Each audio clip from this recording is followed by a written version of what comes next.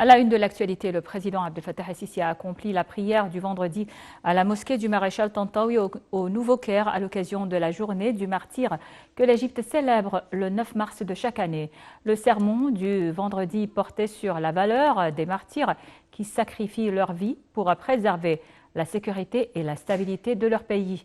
Ont assisté à la prière le Premier ministre, le ministre de la Défense, le ministre de l'Intérieur, le grand imam d'Al-Azhar, le ministre des Waqf, le gouverneur du Caire et ainsi que plusieurs hauts responsables.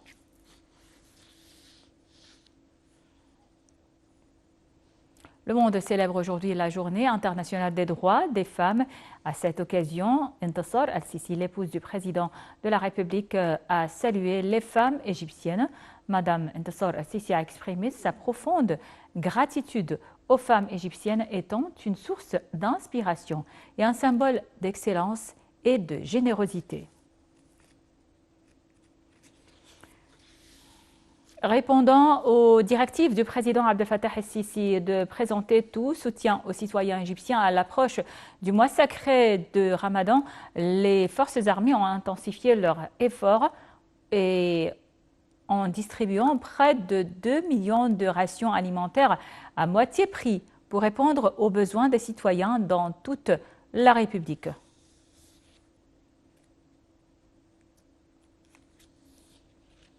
Et le ministère de l'Intérieur continue en même temps de distribuer des colis alimentaires aux citoyens des zones les plus démunies dans différents gouvernorats et ce, à l'occasion du mois béni de Ramadan. Cette mesure s'inscrit dans le cadre de l'initiative Kulluna Wahed où nous sommes tous un sous le parrainage du président Abdel Fattah el-Sisi.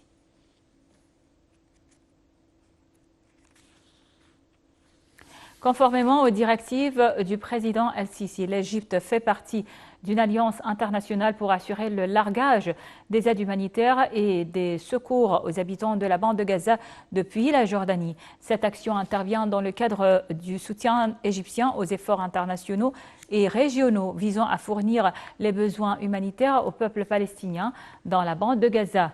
La coalition internationale est formée d'éléments de l'aviation jordanienne, américaine, française, néerlandaise et belge dans l'objectif d'effectuer des largages aériens de tonnes d'aide humanitaire aux zones touchées dans le nord de la bande de Gaza.